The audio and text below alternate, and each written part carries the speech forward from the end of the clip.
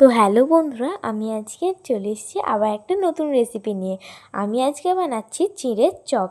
আমি সবার প্রথমে চিঁড়েটিকে ভালো করে গুঁড়ো করে নিলাম মিক্সিং জারেতে। এবার আমি কড়াইতে তেল গরম করে এর মধ্যে দিয়ে দেব জিরে, সর্ষে, আদা কুচি এবং কিছুটা কারি পাতা। তারপরে নেড়ে চেড়ে নিয়ে জল দিয়ে দেব।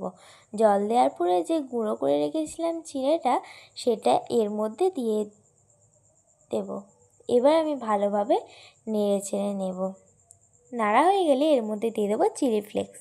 এবার কিছুটা নেড়ে চেড়ে নিয়ে যখন এই চিলি ফ্লেক্সটা সব চিড়ের মধ্যে ভালোভাবে মিশে যাবে, তারপরে আমি এর মধ্যে দিয়ে দেবো আলু। এবার ভালো করে নেড়ে চেড়ে নিয়ে কিছুক্ষণের জন্য চাপা দিয়ে রেখে দেবো।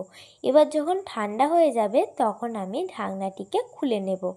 ঢাকনাটি খুলে নিয়ে আমি একটি পাত্রে এই চিড়ের মিশ্রণটাকে তুলে নিচ্ছি।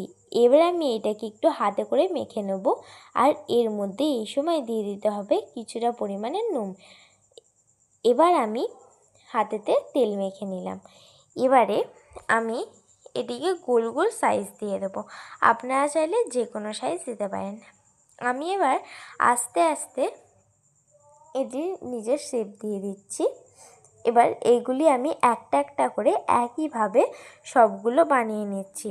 যখন আমার সবগুলো বানানো হয়ে যাবে, তারপরে আমি এটিকে তেলে ছেড়ে দেবো। তার মধ্যে বলে দিই যে এটি কিন্তু খুব একটা ছোট রেসিপি, আর এটি কিন্তু বর্ষাকাল বা যেদিনকে বৃষ্টি হবে গরম গরম খেতে কিন্তু খুব সুন্দর লাগে।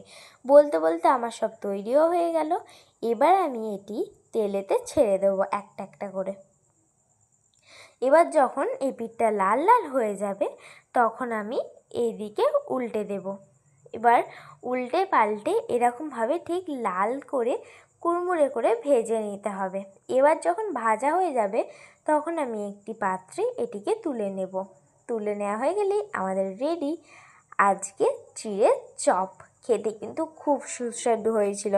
আপনারা বাড়িতে বানিয়ে দেখতে পারেন, সবাই কিন্তু খুব প্রশংসা করবে। Bye bye.